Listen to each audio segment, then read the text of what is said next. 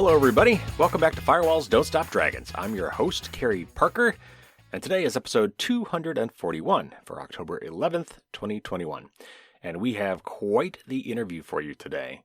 I've managed to bring together two of my all-time favorite people in the realm of privacy, Michelle Dennedy and Melanie Ensign. Between the two of them, they have got decades of experience working with and within many really big-time tech companies. Some names that you'll definitely have heard of before. Now, before we start, there's been a ton of news. I will try to get to all of that next week.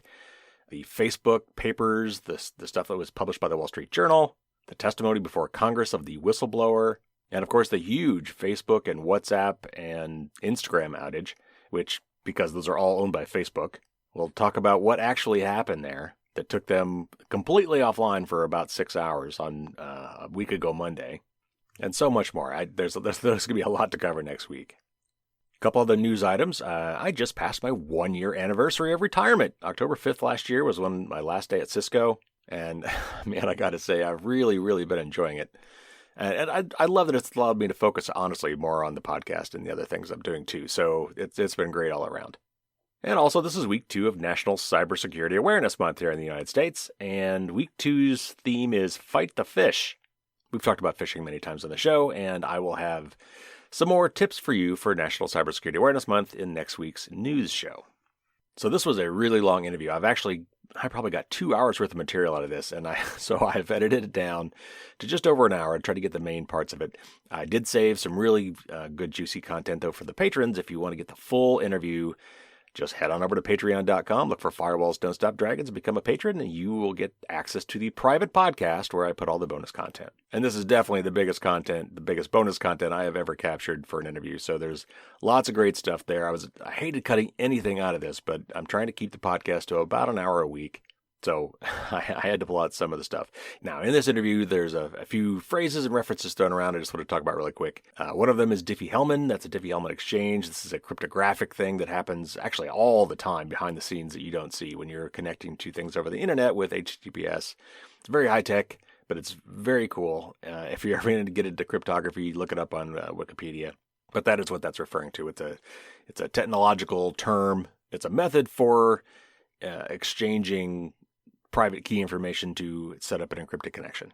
Michelle also mentions quantum computing. We've mentioned this on the show before, but just to remind you, this is a new technology that's still really in its infancy, but kind of allows computers to do multiple things at once, and therefore allows it to do very certain mathematical operations very quickly. And one of the things that it potentially could do is make it a lot easier to brute force break encryption. So we've got technologists out there that are working on, encryption that will be resistant to that. So never fear. I think we'll be okay there. But that's what she's referring to when she talks about quantum. She also mentions blockchain and distributed ledger. These are other technologies that are behind cryptocurrencies like Bitcoin. Again, it's just some technological things. Blockchain is really an interesting concept. Nothing else comes out of Bitcoin except for the concept of blockchain. I mean, that's really interesting. But it's quite the buzzword, and you'll find a lot of people in the tech world throw that around a little too easily as the solution to a lot of problems, when in reality, it is a great solution for a very limited set of problems. But it's a little beyond the scope of this and too much to explain here. Maybe at some point I'll try to do a little explainer, a little primer on Bitcoin and cryptocurrency and how blockchain works, but not today. But that is what she's referring to. And finally, a couple other acronyms. She talks about RFID, radio frequency identification. These are little chips the size of a grain of rice or smaller that are often embedded in things like modern passports and some other devices that when excited by electromagnetic radiation can emit an identifier. So it's kind of a fancy way of saying it's kind of a tracking device, but it's not just for like spying on people. They talked about putting them in package wrapping so that you could just walk out of a store and, like a barcode that doesn't need to be scanned with light. Like you just walk through the sensor and it scans everything in your cart and adds it up and charges your card as you walk out the door. They're used for all sorts of things, but that's what an RFID is. And then she talks about PII, or personally identifiable information. That's sort of the fancy industry term to refer to your private data, information that can be linked back to an individual. A couple other warnings. There is some background noise that's happened in this. I apologize for that. doesn't really interfere with the interview, but they're there, and I apologize. And just, trigger warning, this is one of the cases where there is going to be a little bit of swearing in this. Not too awfully bad, but if that's something that bothers you, just FYI, there's going to be a couple swear words dropped in this interview, so fair warning. All right, we got a lot to get to. Let's get to this amazing interview with Melanie Ensign and Michelle Dennedy.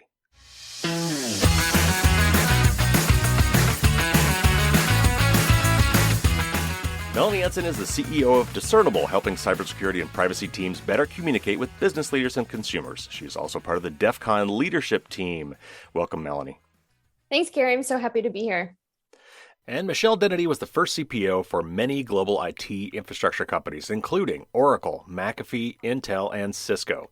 Michelle is now a partner at Privatus.online and CEO at a privacy engineering startup in stealth mode. She is the co-author of the Privacy Engineers Manifesto and the Privacy Engineers Companion. Welcome, Michelle. Thank you for having me. So, in full disclosure, I know both of you from various previous things. Melanie's name should be familiar because she was the one that hooked me up with Jeff Moss. Thank you so much for that interview. And Michelle, I came this close to working for you at Cisco, and then that all fell apart. We tried. And then you left. So we have some history here, so just full disclosure. But my audience doesn't know you guys. So before we get into the questions, real quick, why don't you, you've got both very colorful backgrounds. Why don't you start off by telling us, how you came to be a warrior now and, what you're currently doing in the privacy space. Melanie, why don't you start? Sure. And I'll make it quick because Michelle's story is just immensely more interesting than mine. But I started in this space about 15 years ago. I actually started working with the Chief Security Office at AT&T, running security communications for their team. It was interesting back then. It was a time when there was a lot of their business security solutions, right? So the security solutions that they're selling to other businesses was led by the chief security officer. So the internal security team that was protecting AT&T's network was the same organization that was also selling those capabilities to other businesses. And so it was a really interesting time to work with them. It's really where I cut my teeth in cybersecurity. My background is I actually went to college for marine biology the first time and emerged with a master's degree in communications. And so I do not have a technical background, but I spent 6 years working with that security team at AT&T and very grateful for everything they taught me and their willingness to kind of coach me through something totally new. And then I started working on security communications at Facebook. Most recently, I led security, privacy, and engineering communications at Uber.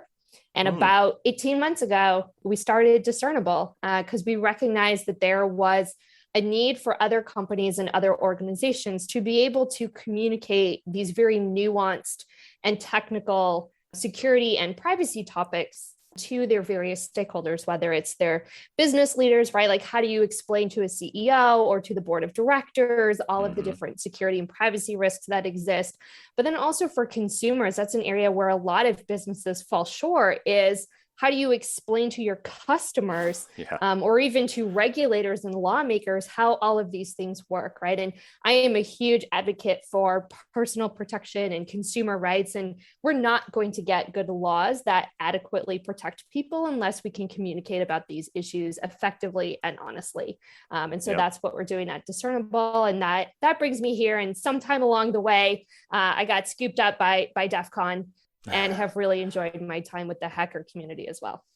Awesome. All right, Michelle, how about your story?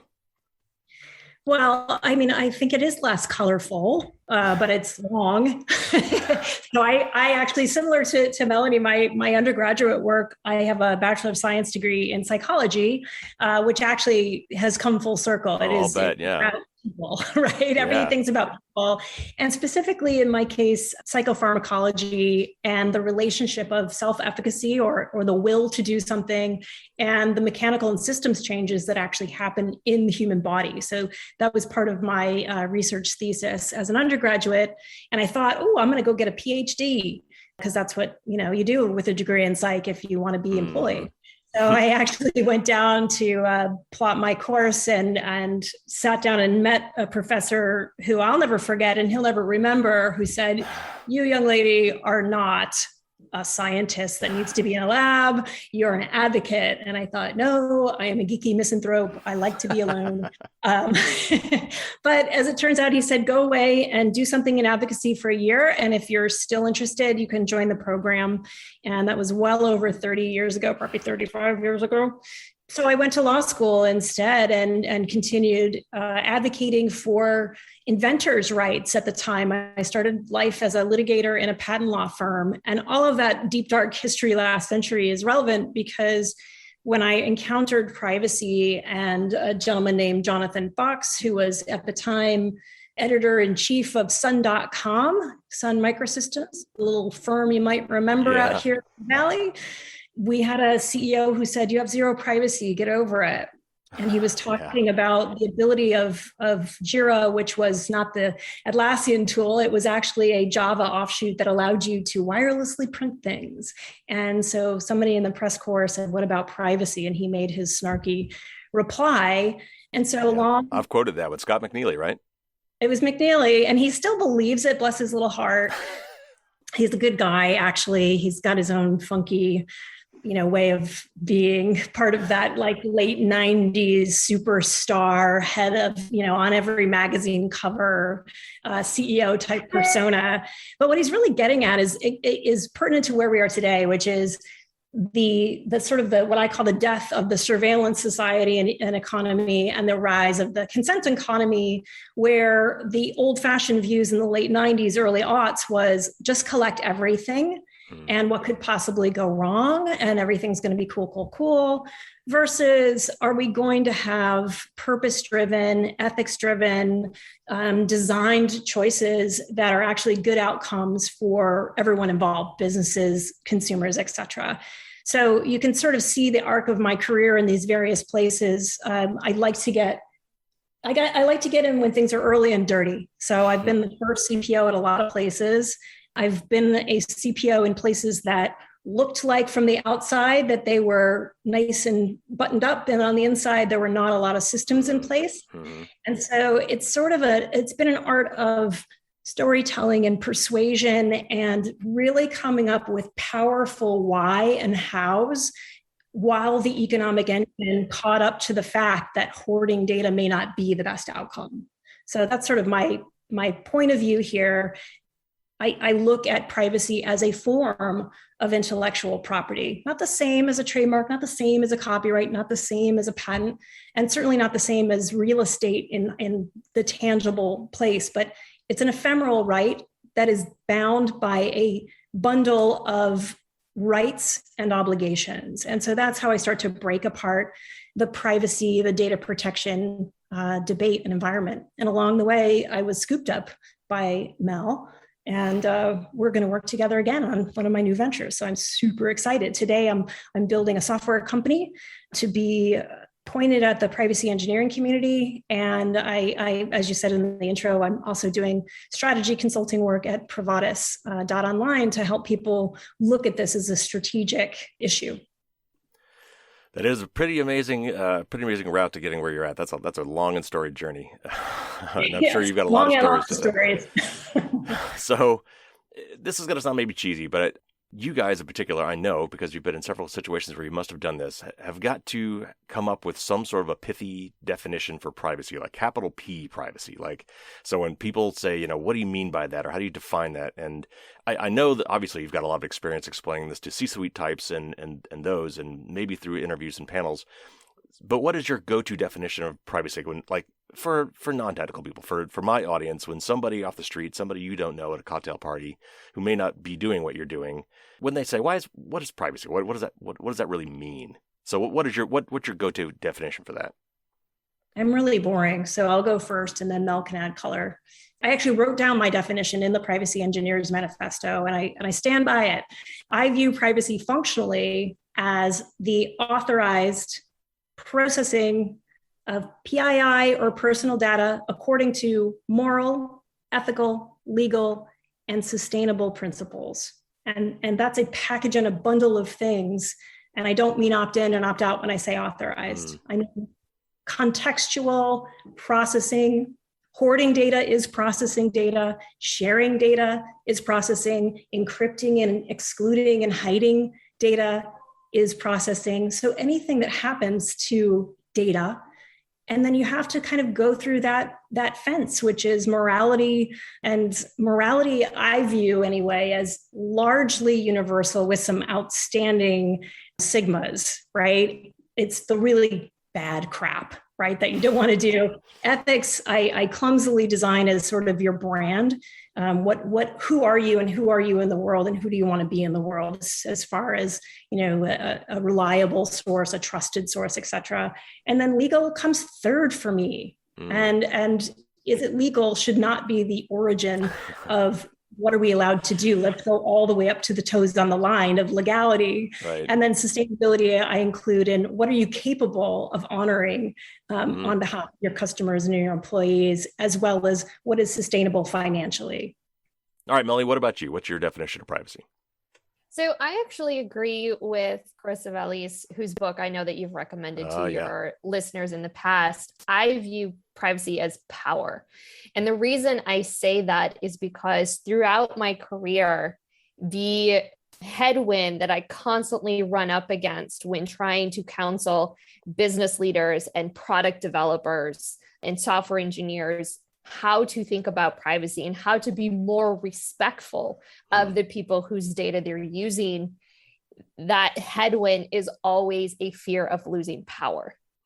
They are afraid that the more respectful they are to consumer privacy, the less powerful they will be, either in their analytics capabilities, their competitiveness.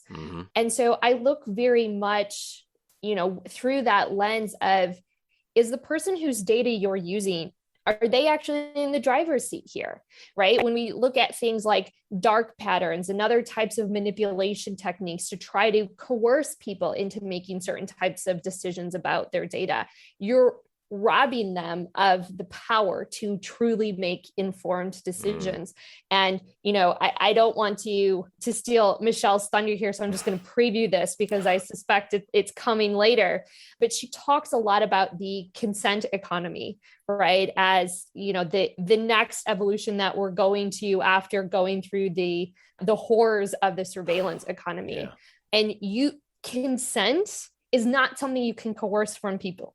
That's actually by definition, antithesis to consent, right? And so right now in the privacy world, there is too much focus on, you accepted these terms, or you clicked to this box, or you said, okay. Like, if the company and the organization really cared about respecting you and sharing those their power with you, the process and the experience would look very, very different.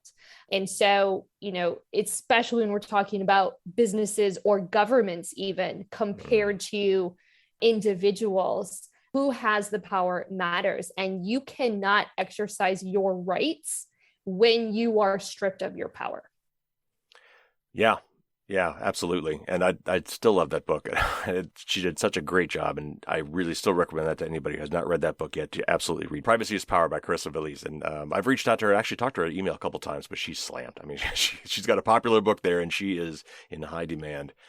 Okay, so a lot has happened in the last 5 or 10 years with regards to privacy. There's been, Cambridge Analytica, there was the Equifax breach, the Snowden revelations. In your experience in dealing with people and companies, do you think that has actually caused people to change or think or act differently? Are we coming around? Have we turned any corners? Has there been any tipping points, do you think, with privacy? So I had one thought actually about the specific examples in the question, because I think they did different things. Yep. I wish I could tell you the Snowden revelations had a profound impact on consumer sentiment and awareness and drive. It did not. I think in a lot of ways, it just drove a lot of bad behavior further into the darkness. And we're still trying to dig out of that to shine light on some of those abusive behaviors.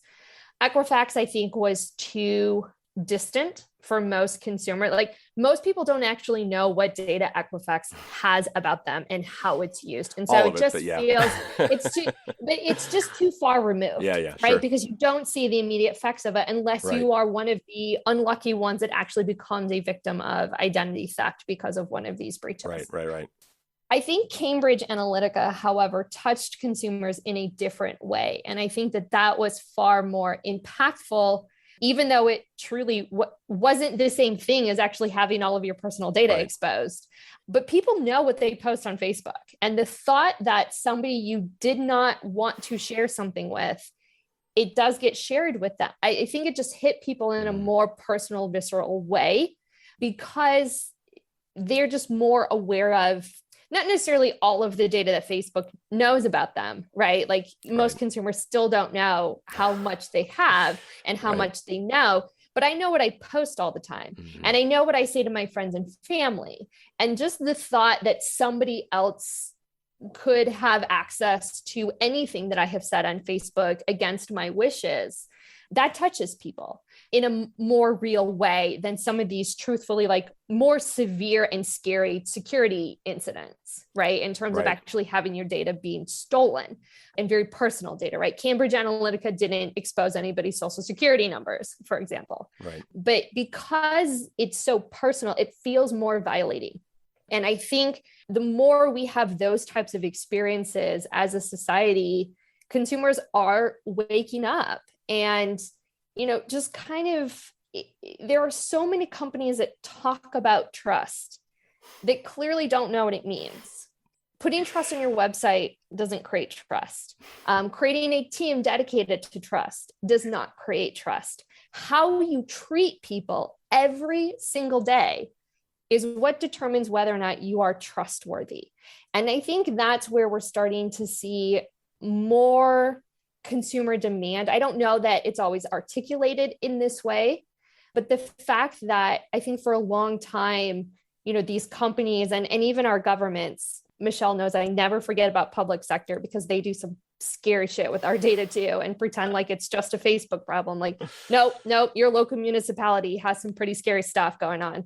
But the more that we are able to think about, why it's not just that I expect you to be a terrible company. There are companies we expect to be terrible. And I think we finally hit a tipping point where we're like, why should we let them be terrible, right? There's all kinds of businesses that we do not allow to exist. And I'll focus particularly on the United States, like human trafficking is illegal. Right. Illicit drugs, illegal. Like we have banned certain types of businesses from existing within our society in our country. And I think we're starting to see consumers thinking more about what other types of business models are really harmful for us and that we should not allow to exist just because they've existed for a while. Oh, and real quick, Michelle, I definitely want to get your answer too. But the other thing about the Cambridge Analytica thing for me was, and if you haven't watched The Social Dilemma, there's another one I'll drop for you. Check that one out. Is that it was a real betrayal. I mean, it wasn't just that they were collecting that information; they were using that information against us. I mean, or somebody else was able to, maybe someone else in this case, but they were able to take that information and use it against us and manipulate us. But one of the things that I think is interesting is, you mentioned Cambridge Analytica as like a betrayal, right? Because they were working against individuals using that data, right? That's not too far-fetched from the way that some advertisers also use our data in the sense that they are trying to manipulate or coerce a certain behavior. And so part of thing that I'm always thinking about is why do we have to let advertising work the way that it does? Right. I am not suggesting that we remove advertising from our life altogether. There are some times it is very helpful. Oh, sure. Yeah. But it's not a highly regulated industry right now. There are some regulations, but it's not highly regulated. Our telephone companies are regulated more than advertisers right now. And that includes the fact that like the advertising that the telephone companies do is highly not regulated. And so the whole point is that like when you're manipulating somebody, does it matter if it's for a political campaign versus getting them to spend money on your product? It's still a sign of disrespect. Right. Where's that line on the continuum between really, really clever marketing or effective marketing and dark patterns and manipulation? That's, yeah. All right, Michelle. So what do you think? What do you think about those incidents, or maybe there were other tipping point incidences that have happened that you could point to? And what do you think of, have we reached any sort of a tipping point in society when we're thinking about privacy? Yeah, I think I'll agree with Mel. The Snowden, and I won't call them revelations because they were not revelations. I mean, Mel was at AT&T during a lot of controversial times. We talked about at Black Hat over and over and over and over again about the level of governmental interference and surveillance. So there wasn't a single thing revealed to anyone. However, of course, he was like the fantastic example of some guy on the run, right? So I think that was the impact of that was economic harm for a lot of businesses for a long period of time. But exactly as Mel said, it made the dark go darker. It made the surveillance get more in depth and more secretive. So it didn't have the effect that I think that he potentially wanted at the time. So, but at the same time, I got to give credit where credit is due. It did bring the dialogue into USA Today and off of TechCrunch.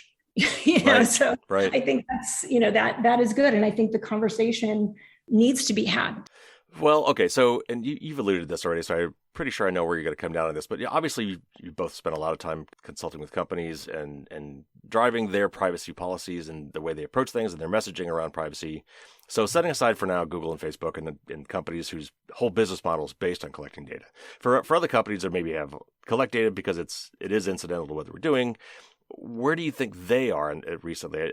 Do you still think that the vast majority of companies today are looking at this strictly from legal and regulatory compliance?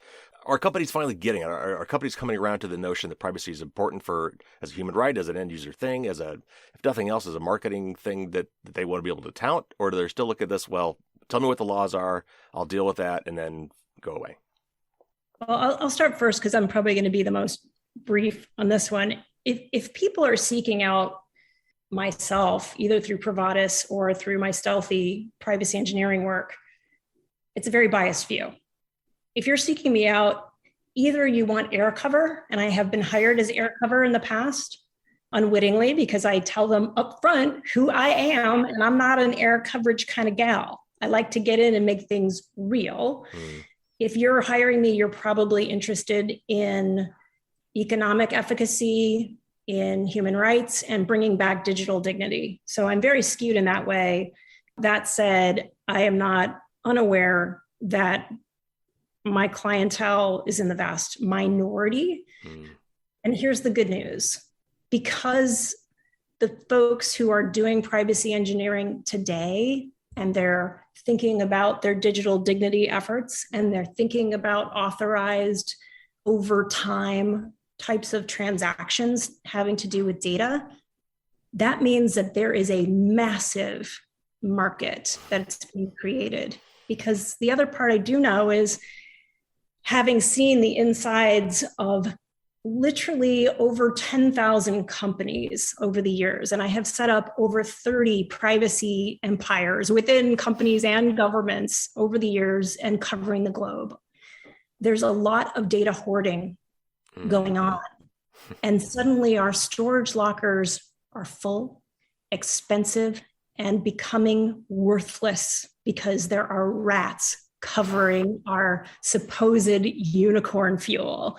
And so I do think that on the horizon, whether they like it or not, everyone is discovering that they are a digital entity, and they are slowly coming aboard saying, I cannot secure my way out of this. I can't tech my way out of this. I can't lawyer my way out of this with disclaimers.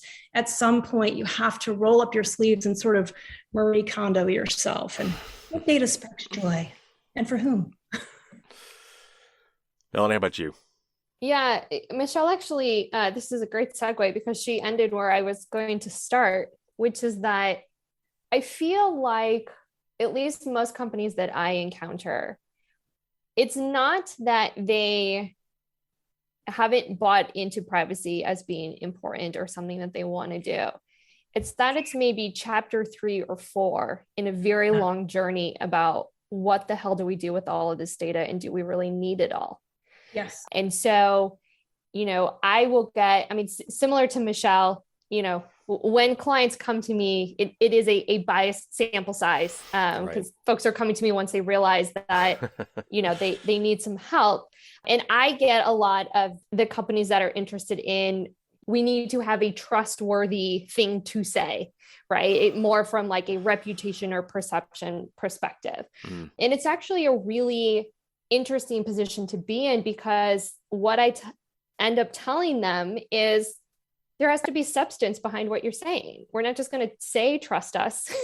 You have to demonstrate what you are doing that makes you trustworthy. And that's when we can bring in folks like Michelle to be like, oh, you don't have a privacy program? Well, then you definitely should not be putting these words on your website. It's not true yet, And so we work to actually like build those systems within the company so that they have something to talk about.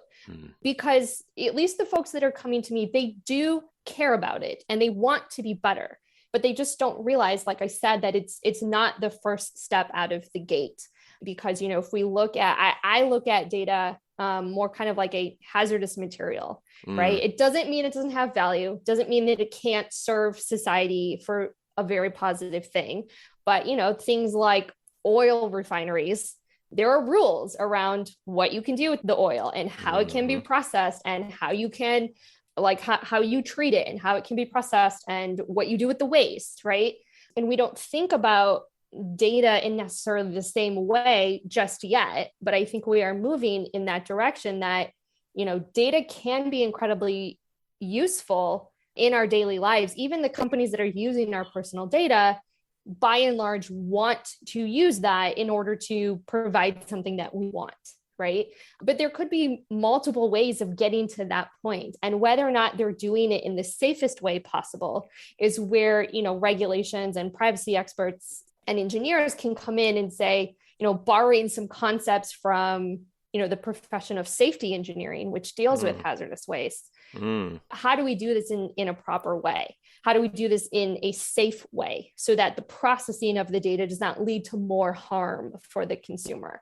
And so I think there is a maturing going on within not just companies and their use of data, but even within the privacy profession. The privacy profession, despite Michelle's decades and decades of experience, is relatively young. Michelle was a unicorn for a very, very long time. There just wasn't, it's lonely. teams. I'd rather be a horse than a unicorn. And so we are just now starting to see companies build out entire organizations of privacy engineers, right? Engineers that are building tools and technologies to respect and protect privacy. And so we're very early on in what I think is a very positive trend. Now, there's still lots of forks in the road. This is not a guaranteed, good outcome for everybody. And so we still need to be diligent in all the decisions we make along the way.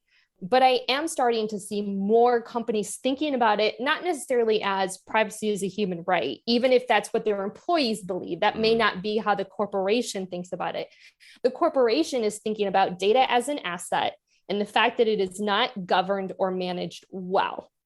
And quite frankly, in order to extract all the value that they could get from that data, they've got to get their governance ducks in a row, particularly in jurisdictions like Europe, where you have GDPR. You have to have a really strong governing strategy and process before you can even process some of that data, depending on what you're using it for and what the specific data is. And so I do see positive trends in that direction of whether they're doing it because privacy is truly their number one concern. We're getting some positive byproduct for privacy because companies are realizing, like Michelle said, all this data they have is costly to store. It can be costly to process. And truthfully, I think there was a report from Gartner not too long ago that said, up to, 75% of the data that companies have, it has no value. So we've just been hoarding data because, we were hoping that one day it would be useful. And what we're finding is that hoarding data is actually a huge liability, not just from a legal perspective or a security perspective, but also from a reputation perspective.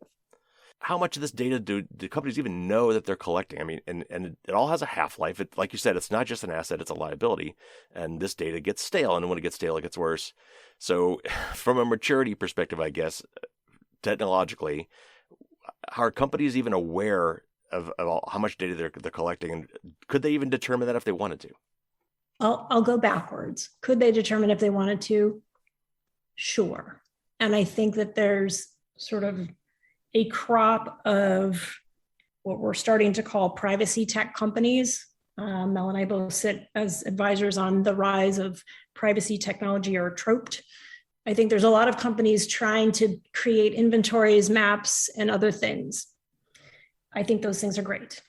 However, kind of working up your question, do they want those things? And do they understand that having a map, having an inventory, having, be still my heart, a data dictionary, love a good data dictionary, because I'm old school like that. How would they leverage it to understand how data becomes an asset?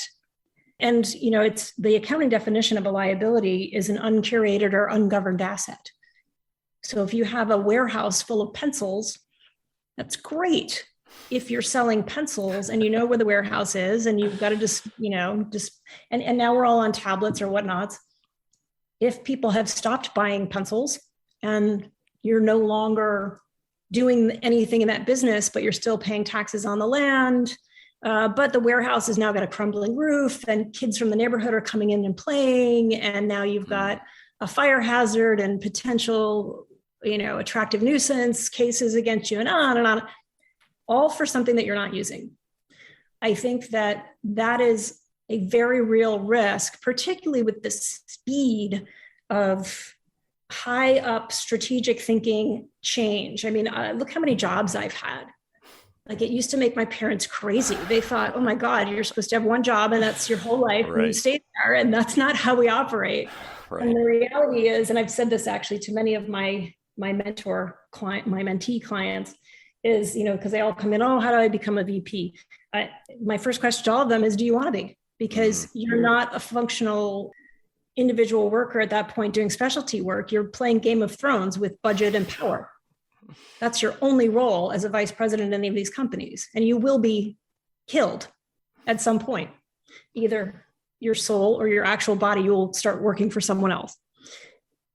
That said, that means that we've got turnover in people who are actually the governors or the instigators of data collection. So to your point, if I was to know where all of my data assets were and that things were collected, I would have to also know a lot about the history of that company, its brand, and the quote unquote special projects that went down over the years. Because I guarantee you that there are uncurated stacks of data everywhere. My other part of the question, going to the top of your question, is, are they aware that they're collecting information? And I think if they is the calculus of all the activities and their supply chain, I would say it's amazing to me how many companies are paying every single social media company for feeds and spots in their advertising networks, regardless of the controversy around these platforms or the harm that they may have self-attested to doing. You're seeing even toy companies go on platforms that are supposed for 13 and over and are actively doing things to curate or not dispel active child harm, right? So I don't think that there's someone thinking about information strategy at the top of the pyramid of all these guys.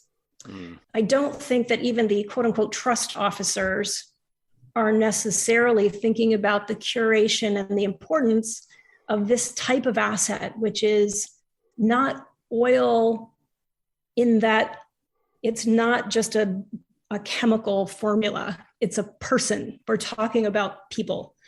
And I also don't think that people are understanding really how weak the particular privacy enhancing tool of anonymization or pseudonymization is, how you can trace and push information or pull information from an actual singular human being, which is really where the definition of privacy or personally identifiable information is going. It's an important thing to note that the definition of personal information and PII, there's sort of an Atlantic Ocean crossover. I always assume PII is broader. The Europeans assume that personal data is broader. I don't care who's right. I just like to put it out there that, I think globally, but I am, my butt lives here in the US of A. So I think of personally identifiable information in this broad way. So if you pose it to executives and say, do you have a lot of digital information? I think they'll all say yes. I think they'll all agree that they're in some throes of digital transformation, whatever that means. I think many, many, many of them, particularly people who should be involved in the privacy debate, will also tell you, oh, it's not personal. It's just, quote unquote, machine data, or it's just metadata. And I'm like, you are so adorable. So would they say yes to your question? Yes. Would they understand really what that yes means? I think it's still early days. I don't think there is a single person at any company that knows where all the data is. No way. Sure. Agreed. And it's, so let's ask the same question and play sort of the thought game of, is there a single person who at any given time knows where all the money is? It should be the CFO, but it's really not business unit by business unit, right? Or even like where all of your employees are. Right. Yeah. If, the fact that companies track when employees travel, particularly internationally, like for safety reasons, right. To make sure, like, what if there's an earthquake in that country? We need to make sure that our employees are safe and, or like even, issuing guidance from the State Department about whether or not these are safe areas to travel to. Like, this is like, as Michelle was saying, like assets, like people and money are governed meticulously by companies and governments. And yet data is an asset that does not have a really solidified governance strategy or mandate. In fact, I will say that, the regulations that we have here in the United States, number one, mostly non-existent. But number two, it's about very specific, tangible, visible things, and does not actually, even the California privacy law, which is the most kind of robust one that's actually enforceable right now. It's not about data governance. It's about do's and don'ts of opt-in, opt-out, data deletion. There still has been no real conversation in the United States about, should you have this data to begin with? Should we even allow you to collect this, right? Again, I'll go back to my previous argument about, this is not the first time that we as a country have decided that certain businesses are just harmful to society and they don't deserve to exist. Right. Again, I think it's just that we're new to this journey. I think it's early days. I don't think of it in terms of like that we're destined for some dystopian future. I think this is just, especially with technology, we're used to things moving so quickly that sometimes waiting for all of the ducks to get in a row from a policy, technology, and regulatory perspective, it just takes a long time. It is not for, folks with short fuses. All right. So we've mentioned oil several times, and so I want to get to this question, and that is, and I'm sure you guys probably cringe when you hear this, but a lot of people have been saying, and over the years, that data is the new oil. But to that point, some people have proposed that users should own their data. We should treat it as a good, something to be directly, accounted for, bartered, sold. There are people that have proposed that, we actually have a third party hold our data and we license access to it and things like that. But how should we think about our personal data? What is the correct or maybe the most useful metaphor when you're trying to think about what is data in the business world today? Wait, I just quick, and then Mel, because I need to clear my name. Charlotte Thornby can back me up. I was in Europe, and I think it was circa 2002 or 3, and I said to a group of data regulators that data is the new oil. And then I waited a beat and I said, except that it's not, because oil is dead dinosaurs and we're talking about human beings. Data is currency in that it is time, context, geographically bound. So I started that whole stupidness and I regret it to this day. I did not know that. They did not complete the quote. Go ahead, Mel. Sorry. So I have two thoughts about this particular analogy. On one sense, and I mentioned this earlier, I do think it's a helpful analogy. Sorry, Michelle, sometimes things work out. Okay, I like the way you do it about the regulatory side. So yeah, I'm cool. And so I look at it from the perspective of, if it's oil, and here's the thing, is the people who call it the new oil, like, are talking about it in terms of like, it could make us tons of money. And they forget the fact that like, there are a lot of rules about oil, not just, like environmental rules, right? Because it's a pollutant, but also there's a lot of rules about global trade. Saying that it's the new oil is not like saying you have a money tree in your backyard, right? Like we need to be really clear about that. That being said, so I'll go back to what I mentioned earlier from Carissa's book, is I really think thinking about privacy as power is really helpful for us as consumers, because anytime the power dynamics are imbalanced and we do not have the ability as consumers to decide what happens with our data, there's a reason for that, right? So I'm hesitant about the commoditization of data from an individual perspective, because truthfully, as individuals, our data isn't really that valuable. Data is valuable when you have lots of it, right? Information about what I had for breakfast today is not really, nobody's going to buy that, but they will buy what everybody in my town had for breakfast, right? And so I think that there is perhaps a gap in some of the public discourse around commoditization and whether or not we should be like owners of our data in that same way that like we could actually sell and barter it. Right. But, the other thing that I want to note, and Michelle, I'm just going to tee this up for you and then you can dunk it, is that nobody actually really wants to do this as consumers. I don't want to spend all day like bartering my data. That sounds terrible.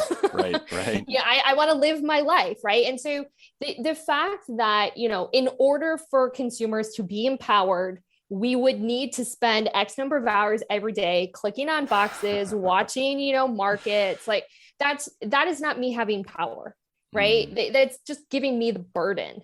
And so I think as consumers, we really need to be putting the onus on companies and on our elected officials whose job it is to protect us, to pass laws and create businesses and products that respect us. When you respect somebody, you give them the opportunity to tell you how they feel, to tell you how they want things done, right? Think about the relationships you have in your personal life with friends and family, people you respect the most. You would not pull shit behind their back like this, right? Like we have, it's why I get so uppity about the use of the word trust by some of these companies, because I'm like, you're either lying right now as you say that word, or you truly don't know what it means. Right. Because, or both. Or both. Yeah, could be both. And so, that's why when I think about privacy as power, when I feel hopeless, when I feel scared, when I'm frightened, when I'm overwhelmed, it is because I have lost some kind of power. And in order for an organization, whether it be a company or government, to earn my trust, they need to return that power so that I feel safe and in charge. Wow. Awesome answer. All right. Queued it up. Take it, Michelle. Oh, I love everything about that answer. And I will even fall in love with the oil thing because of the regulatory thing. Struck me crazy. It wasn't really what I said. I can't really add too much onto that fact, but I think the notion of respect and respectful behavior has really been denigrated over these last years. I think that what's happened in the US, what's happened in Germany, what's happening in Australia, in China, on and on and on, has shown that there's not as universal an idea of how we treat each other as individuals, how the state should treat us, how we treat each other. And for the people in power, and I think there's layers of people in power when it comes to data. It's been shown that the majority probably even of CEOs today, some of them can be characterized as sociopaths, and it's hard. And in their somewhat defense, you have to be bound by the power dynamics outside of yourself as a CEO of a company. So you're bound by the Securities and Exchange Commission here in the US. And what they're saying is grow exponentially and endlessly and infinitely. Right. That is a mathematical impossibility. Right. And do we want that? Right. Do we instead want to be judged by the quality and the service that we deliver so that the companies and the services will exist long past our lifetimes? If that's the thinking we want from our leadership, you can't just keep dipping from the CFO and the sales crew. And most of the CEOs are flamboyant extroverts that have come from the sales team because they know how to make money. Right. So if that's your judgment, then don't be surprised at what you get. On the other hand, the probably the most powerful person on earth right now in this digital realm is the developer. Your code will defeat my policy every time. All right, so I've studiously avoided Google and Facebook to this point because their whole business model is about collecting data. So, but let's go there now. And the reason I want to bring them up in particular is, these guys make billions of dollars off our data. It's all in return for quote unquote free services. So I know what you guys think, but do you believe that the users of these services, if they think about it at all, do they really believe that they're getting their money's worth? Do they feel that this is an equitable exchange, a value exchange with these companies? I'm sort of hemming and hawing because I'll give you the dumb lawyer answer. It depends. And I'll say it depends. I think having what was effectively the Encyclopedia Britannica translated into all the various flavors, having that available for quote unquote free initially felt like you were able to get to the library faster and you could get quote unquote information. And I think that felt like a fair exchange for looking at ads that were like, if anyone bought a magazine, you would inevitably see advertisements. And then there was some regulation around, could we have things about cigarettes or booze, and how much of a millimeter of a woman's areola can be exposed before it has to sit on a certain height of a shelf and be covered in brown paper, et cetera. So I think some of that stuff we expect. What I don't think that the typical person is even capable of understanding is not just the pull from you information, but the actual crafting. And I won't even say predicting because it's fantasy. It's deciding which flock of people get what types of information building blocks or conclusions, which is even more dangerous.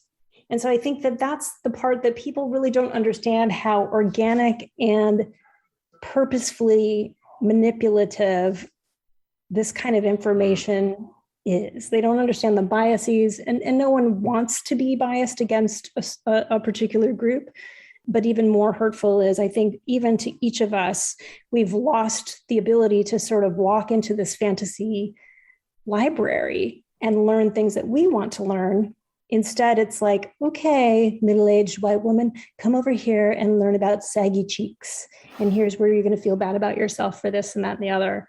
So yeah, I think for some stuff, it's worth it to look at advertising. I don't think that it's a human right to have to look at advertising. I don't think anyone really is like, rah, rah, sis goomba, I wish I had better personalized ads. In fact, I like when it's not, because I'm distracted by the good ones. Melanie, what's your take? So I was thinking a lot about this, particularly in the sense that Google and Facebook have very different products. Yeah. And so I was actually thinking about this the other day, completely unrelated to this conversation, because I'm actually trying to get off Facebook. The reason why I haven't yet is because I live in a different country than most of my family. And it breaks my heart to think about the fact that I wouldn't have that connection with my nieces and nephews. Mm-hmm. I remember growing up, I had over 50 cousins. I did not have a close relationship with any one of them because we only saw each other once every 2 years. Yeah. There just was no way to keep in touch with everybody. And these relationships are so important to me, while I'm abroad. But I remember back when, God, it must have been when I was in college. So decades ago. And my family actually had a website that my grandmother started. Yeah. Ironically, my grandmother was the most tech savvy person in our family. Wow. She was the first one to have a car phone, fax machine, home computer, everything. She's also the only one that I know who's actually met and married somebody that they, from an online dating service. She was our technical go-getter. Oh, wow. And so I remember that my family had a website where we would post our updates, share photos, have a conversation, and it was private to just us. And for the small number of relationships that do mean that much to me, I would prefer to be able to go back to that. And so, having these conversations with my family about, is there a more private way that I can stay in touch with you so that I can get off this platform? And that to me is different than, for example, Google in terms of email provider, which is not something that was available previously in some other form. I realize there are other email providers now that aren't engaged in the same business practices, right. But that to me is a service that I am willing to ascribe some value to. It's just different to me when it's I had what existed before Facebook and I liked it better. So to me, to Michelle's point, it does depend, and it's very personal. My situation is different from other people's. And, we've talked a lot already about power and control for consumers. The fact that we simply can't make these choices the way that we used to be able to, or even the fact that companies are intentionally making it harder for us to make certain choices and introducing friction. Right. That's where I really start to, where my feathers get ruffled, right? Where it's there are people that are going to put their threshold differently than my own. We're all going to put our line in the sand in a different spot. Right. And the companies that truly respect us are the ones that allow us to control that scale. And I actually think once the companies embrace that, and I think that is going to be a bigger push from the consumer, and I'll say a very informed consumer at first, and then more and more weight will follow. I think there are new business models based on higher quality interactions. And, as Mel said, I primarily use Facebook as a scrapbook for myself. I have, I talk about my daughters there. I am, including my prior marriage, I have, I think, 34 nieces and nephews at this point. Yeah. Wow. We Irish, it's what we do. It's important to me, even though I am divorced, I want to stay in my nieces and nephews' lives. Yeah. I was married to that guy for 20 years and dated him 5-6 years before that. So a lot of these kids were born, raised, and married while we were together. So I think having an exclusive family website would have been even more devastating than the family members that decided that marriage and all of our relationship was based on a piece of paper, essentially. So as Mel said, it's just an example, again, of the texture. We all have such different types of chosen families and chosen businesses. And I approach my social media very intentionally. I have a very noisy, weird Twitter presence. I was only political for 4 years, and now I'm political no more. I'm back to Switzerland as much as I possibly can, except for true craziness. But I think it's a different persona. It's definitely a different persona than my LinkedIn persona. And that is also a different persona than my Facebook persona. And then there's stuff that I decide, and it's not sensitive, any more sensitive than what I share. There's stuff that no one knows, because it's just sort of a topic that I sort of keep to myself. And like I Right. said, like some of it is, it's like who I'm dating. Right. There are a lot of people on LinkedIn, they have no idea like what kind of LGBTQ plus T straight cis whatever, Right. because it just doesn't, for my business, it doesn't matter. And it doesn't come up much. But so I think that's a mealy mouth way of saying, if you are able to curate data as an asset and think about asset classes and think about the quality and the intensity of familiarity that you want to have in certain interactions, it naturally goes that we will have a DuckDuckGo brave world, a brave new world, as they say, where you can browse for what you want to browse without being bombarded with stuff. And you can also have a very private place that's very specific to hold your photos. And maybe you can even curate and send them to places, or have a video presentation of yourself if you want to virtually interview for jobs or put yourself out there in a dating context. So I think having that context, having that permission, having that minimization, having a time-bound curation, just as you've got McDonald's on one side and like Chez Panisse on the other, if we can be this creative with food, why can't we be this creative with data about the 8 billion souls that are rolling around the planet right now? So that brings up perfectly segues into the next question I was going to ask you, and this is what really bums me out about the whole thing. So I'm a technologist, and I've watched sci-fi movies in the past, and I dream of the day where I can give out this data and actually have it function for me. There's so many cool things we could be doing with this data, and we give away a lot of intimate data today already. I mean, there's apps for dating, there's apps for dieting, there's apps for ovulating,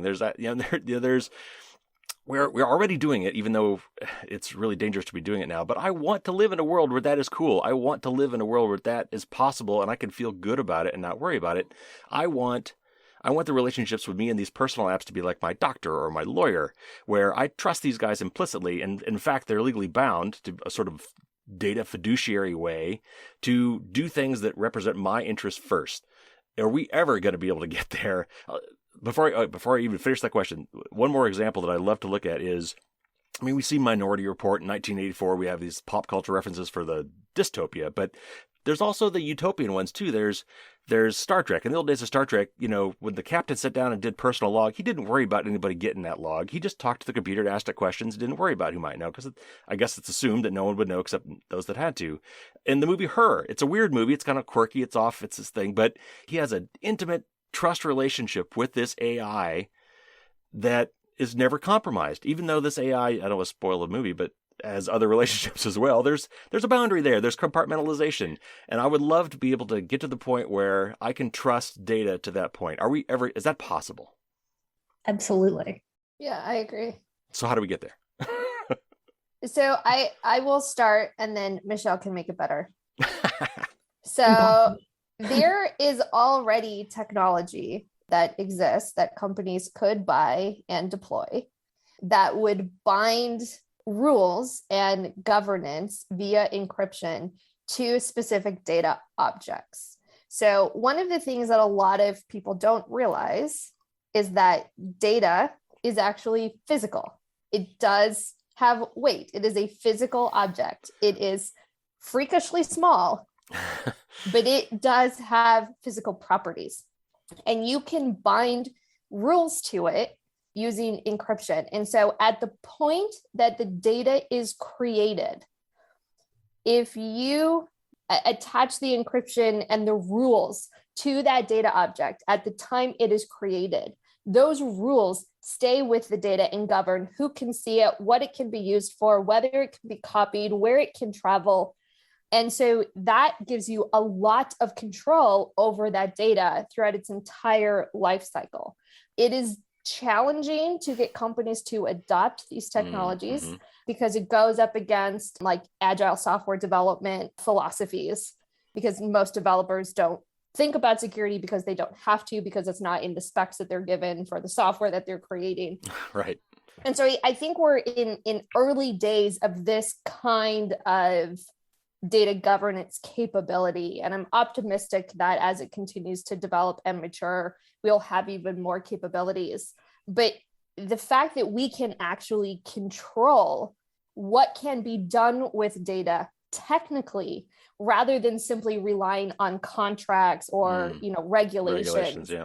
I think is very exciting and something that more companies should be looking into, in terms of if we're actually really going to give consumers control of data, or their agents, or whoever is managing the data on their behalf. Once the data is copied, and now data is copied when you save it, when you transport it, once it's copied, it could go anywhere and could be copied a gazillion more times. Right. So if you don't encrypt it at the point that the data is created, you don't have control over how many copies get created and abused. I'm trying to figure out a good way to attack this without spilling too many beans. So let's have this conversation a year from now, when you can actually talk to some of our customers, because this is not only possible, but there's a piece of the building block that we are building right now. And the part that's no secret, if hit up the Google engine about Michelle Dennedy, what am I going to talk about? Oh my God, privacy engineering. Right. What do I always talk about? Privacy engineering. And why do I keep talking about it? Because Grace Hopper was right in 1965 that she said that one day information will be on the balance sheet because it's in most cases more valuable than the hardware. She said back then, having only very prescient, given birth to the software industry that processes it. And at that time, she was talking about, UNIVAC, huge, multi-million-dollar secret enclaves with all sorts of physical secrecy, and encryption was sort of a dream in the future. I mean, it was around because, when the Diffie-Hellman standard was kind of put together into a patent, it was the compilation of a lot of different mathematical theories over time. So those things are kind of coming up at the same time. There she's in 1964, information is more important than hardware. There's Diffie-Hellman in 65. I think some of their seminal patents first came out talking about mathematically being able to obscure access to that data. And then I think going into the future, to be like really hippy-dippy-trippy about it is, I know it's still a buzzword, but quantum is coming. Mm-hmm. So the interesting thing for quantum is, and I think there will be quantum resistant encryption too. So I don't think that encryption's dead. I love a good blockchain. I don't think it's particularly great for the environment right now, right. But I do think distributed ledger is interesting to me and plays a part in overall, and I won't even say corporate governance. I'll say life cycle governance. There should be, some of these rules should be pinned to a distributed ledger so that when you ping the requirement that is bound to the electron that says blah, blah, blah, it has certain properties and characteristics and allowances. I think once you get into quantum, I'm acting things out that will not be helpful at all to your podcast listeners, but imagine a sphere that looks a lot like a cell. So how do cells operate in your body? They have an interior working that has almost like an architecture like you would have on a silicon chip. There's an engine, there's a waste factory, there's a recognition on the outside of what fits and what doesn't. There's all sorts of proteins. I mean, if there's one thing that came out of the pandemic, like we learned a lot about stem proteins here, right? This is the reality. And in my deep dark patent past, one of the collections of patents that we were defending was for the AIDS cocktail. And the reason that Glaxo Wellcome won the patents that we were defending was something called chirality. So imagine your hands, and not everyone has them, but let's assume two hands. You have the same elements on both hands, right? Thumbs, fingers, right. But they're not the same, are they? They fit in a different handshake. We shake our hands in different ways. They fit. This is how proteins recognize each other on the outside of a cell. And this was the difference of the exact same chemical composition, but right-handed chirality. So think about encryption in the future where you have a huge stack of almost organic weight of presence on a quantum system. So rather than even going one by one in rows and columns, think about it as an organic group. Just like I recognize Carrie as Carrie I don't have to peel off a cell, run over to my nearest DNA lab and recognize you as Carrie. I recognize, like, I happen to know you, so I know what your face looks like. I know what your voice looks like. I know that Mel, I've actually met Mel in person before she ran off to be in cenotes, because she's a smart girl. We recognize human beings as being human, even if we don't know them, because of their factor. So I think we're going to have all sorts of quantum recognition that's going to be recognized through different types of distributed ledger and permissions that will work a lot more like an organic system. And in that organic system, if you think about privacy engineering going to this place where you're going to have to recognize and protect circumstance, group, timing, and not just element. Because if we simply say Carrie Parker, and we add rule upon rule upon rule, which is the first sort of engineering flow through I tried to do when we were like all worried about RFID tags. It's sort of like a giant cotton candy floss. It just gets bigger and bigger and bigger. And then the blob either says, I can do nothing with you, or I can do everything with you. What we need is something that says, like your body right now has 95% of the cells that are making your body work right this second are not you. They're bacteria, they're food, they're oxygen, they're things that we share. So this is how an engineering system should be thought about. There's parts where I interact with Google, Facebook. There's parts where I go to the grocery store, I interact with them. There's parts where I want things delivered to my home or healthcare. All of those have time, place, circumstance, allowable, permissioned processing. And when that happens, I'm not every day proving myself to be Michelle Dennedy. Right. You're recognizing me as human, and sometimes that's enough. You're recognizing me as like hungry person sitting in chair, and you can give me a menu. Or you're recognizing me as coming in as patient, and I'm acting in a role. Our computer systems are pretty darn capable now to take a crack at time, place, circumstance. And I think, I can't remember if Mel or Carrie said it online or not, but I think the word of the day is fiduciary. What is your fiduciary responsibility? You said it, Michelle. It was you. That sounded so smart. Yeah, it was. But that's it for me. It's like fiduciary care. It goes beyond legal. It incorporates ethical. It incorporates moral. It's cultural.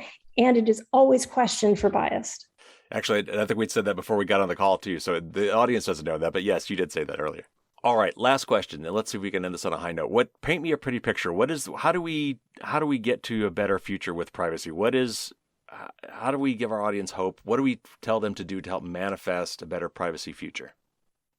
I think we build things. I think we do what we always have done. When we're faced with hard problems, as much as the collective whining going on, somehow the world came up with a vaccine in a year, and it wasn't a vaccine in a year because all of these science denier people, like having worked with those pharma companies earlier last century, that collective muscle was able to be flexed because there were scientists in place, because there were clean rooms to build, because there were syringes that are cheap and because enough. We had been building vaccines for a really long time. We weren't even starting from scratch. Yes, we were not starting from, it's not new science. It's not new. So I don't want to get political with anyone, but the fact is we started to build in the 40s and 50s. And because we did that then, we were able to get to a place where people can go online and say that it's the flu. The only reason they can say that out loud is because of science made it so that they could pretend that. If not, it would have been a cataclysmic, probably organic earth-saving, because there'd be less humans, event. So I think just like that, that's going really dark. But I think just as depends on who you ask. Who ask. There are a lot of people that are not on my list that would have been in that population. So I'm glad they're here. So it's never fair, right? It hits the people you don't want it to hit. However, I'm not that mean. Well, yes, I am. Anyway, the point is, if we start building now, if we start thinking about privacy engineering, I'll bring it back to my hometown again, then we start thinking about what can I do as a data fiduciary in my daily life? What am I willing to do as a professional to advocate for this?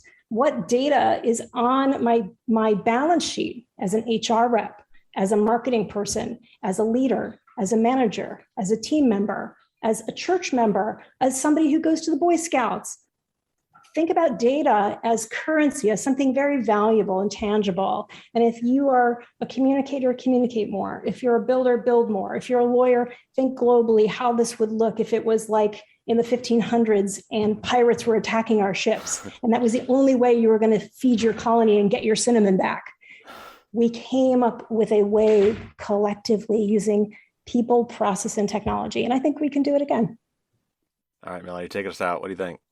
All right. So I'm personally very encouraged and optimistic about the future because I grew up in this space looking to people like Michelle to find mentors, to find those champions and warriors who had gone before. And I know that for Michelle, she didn't have that. And so she carved a lot of this space herself, with her contemporaries. I mean, and it's, she had peers and contemporaries, but, the folks who came before me and my peers, like really so hard. Like I have so much respect for them that they continued to fight. And as a result of their fight, there's a whole army of us coming up the ranks, starting companies, leading teams, building things with the confidence and mentorship of those who came before us. And that means that as a consumer, when you speak out, when you give feedback to your company, there's most likely somebody in that company who actually cares and is going to use that as ammo in this fight to get you even more rights and more protection. When you vote in elections or when you participate in a town hall, the likelihood that there's somebody listening who cares about this has significantly increased because of people like Michelle who have fought their whole career to get into positions of influence and to develop more folks like me who are, we're growing exponentially as a community. And so for those that feel voiceless and for those that have felt hopeless, there are people listening now. So please don't stop speaking up. There are more of us in positions that can actually push for change. But truthfully, it does take a lot of that external pressure and external evidence for us to convince the unconvinced that this is worth investing in. You're going to make me cry, Mel. All right, Michelle. Melanie, that was an amazing interview. You've given me quite the editing challenge. It's maybe a part 1 and part 2 one. It may have to be. It just you have so much good content for your Patreons now.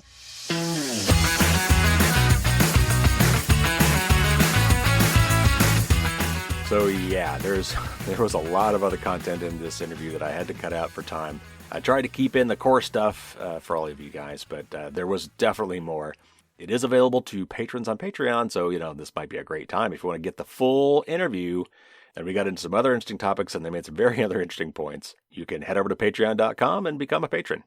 And now would be a great time to do that because the challenge coins are back. If you sign up as a patron at the right level, you will get 1 or 2 challenge coins in your finish of choice. These things are really cool. If you missed it last time, now's your chance. There's only so many of these left on the planet to even get, and I don't know if I'm ever going to make more of these, so they're quite the collector's item. If you want some more info, go to my blog, and it's probably the top entry right now. If not, it's the second to the top entry. Just search on Challenge Coin, and you'll find it with all the details of the promotion. It will end on November 2nd, so you've only got a couple weeks left, so definitely check that one out. As always, if you go to the show notes, I've got links to a lot of things we talked about today, including both Melanie's company and Michelle's consulting firm. I've got a link to Michelle's book and some of the other things we mentioned today, including the Privacy is Power book, The Social Dilemma, and other things as well. So check out the show notes for links to related material. So big thanks again to Melanie and Michelle for coming on the show. That was a lot of fun, very informative, and I hope you enjoyed it as well. Got a big news show for you next week, so stay tuned, subscribe if you haven't, and until next week, everybody, stay safe out there, and don't get caught with your drawbridge down.